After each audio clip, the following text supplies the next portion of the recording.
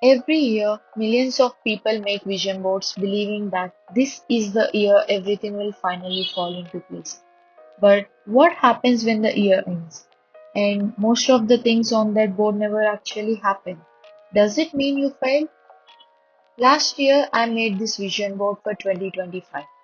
And when I look back at it recently, I realized it's something that completely changed the way I think about manifestation. This is my vision board that I made for 2025. A lot of things on this board have actually happened, but there are quite a few things which did not happen. Did I overestimate myself? Maybe. Believe me, that thought definitely crossed my mind more than once. But the truth is, life is uncertain and things happen that we cannot simply plan for. I would be lying if I said I'm not disappointed. When you spend time thinking about what you want your life to look like, when you put effort into visualizing it and reminding yourself of it every day, you naturally start expecting that those things will happen. And when they don't, it's very easy to feel like you failed. But I have to remind myself what a vision board actually is. A vision board is not magic. It is not some guaranteed system where you put pictures on a board and the universe delivers everything to you on schedule. A vision board is simply a tool. It's also a way to keep all of your goals together in one place in a visually appealing format. Life gets busy, we get distracted, we forget why we started working towards something. A vision board simply acts as a reminder of the direction you once chose. Now, when manifestation gurus say that the universe delivers things to you, there is actually a practical logic behind that idea. It's not necessarily that the universe is magically placing opportunities in your path. What really happens is that your mind becomes more aware of what you want. When you constantly see your goals, whether it's on a vision board, in a journal, or written somewhere where you look at often, your brain starts paying more attention to anything related to those goals.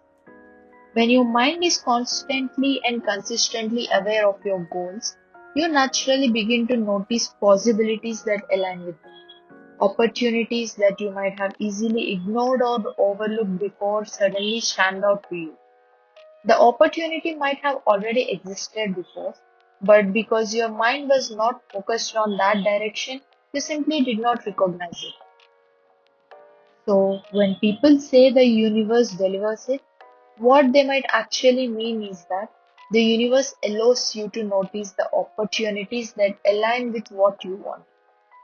Once those opportunities appear in your awareness, it becomes your responsibility to act on them. In that sense, manifestation is less about magic and more about attention. Your vision board simply helps keep that attention in the right direction. But here is the important part that I think we don't talk about enough. Manifesting everything on your vision board is not mandatory. It's not a rule, it's not a requirement, and it definitely isn't a measure of your worth or your effort. Life does not move according to the timeline we create at the beginning of the year. Unexpected things happen, priorities change. Sometimes opportunities appear in completely different forms than what we originally imagined. And sometimes the goals themselves change. There might be things on your vision board that felt really important to you when you made it. But months later, after experiencing new things and learning more about yourself, those same goals may not feel as meaningful anymore. That's not failure, that's growth. There are also goals that simply take more time. Just because something didn't happen this year doesn't mean it will never happen. Some things take 2 years, 5 years, or even longer to become real. The timeline on your vision board doesn't control when life decides to unfold something. One of my favorite authors, Mark Manson, recently explained in his Stalled podcast that a dysfunctional ego is often unwilling to update its narratives or beliefs, even when reality clearly suggests otherwise. I think that idea applies here as well. When we create a vision board, we are essentially creating a narrative about what we believe our life should look like within a certain period of time. But life is constantly changing, and so are we. New experiences, unexpected challenges, and personal growth can all shift our priorities and perspectives.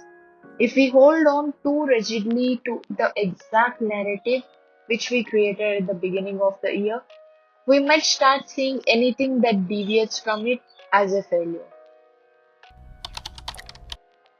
Sometimes the healthiest thing we can do is update that narrative.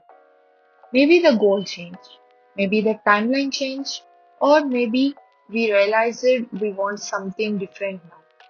Being able to adjust that story about our lives doesn't mean we lack discipline or vision. It simply means we were willing to grow and respond to reality instead of forcing reality to match the plan we once. So even if the vision board didn't fully manifest the way I expected, it still served its purpose. It helped me clarify what I wanted at that moment in my life. It kept my intentions visible. It also helped me reflect on myself. And honestly, that reflection might be more valuable than checking off every single goal. I get it though, even though we all know logically that not completing our vision board is not failure, emotionally it can still feel like one. But maybe the real point of a vision board was never perfection. Maybe it was simply about direction. Because a vision board isn't a prediction of your future. It's just a snapshot of who you were and what you hoped for at that moment in your life. And as long as you are still moving, still learning, and still becoming a better version of yourself, then the board has already done its job. Because life is not a checklist and growth does not happen on a deadline.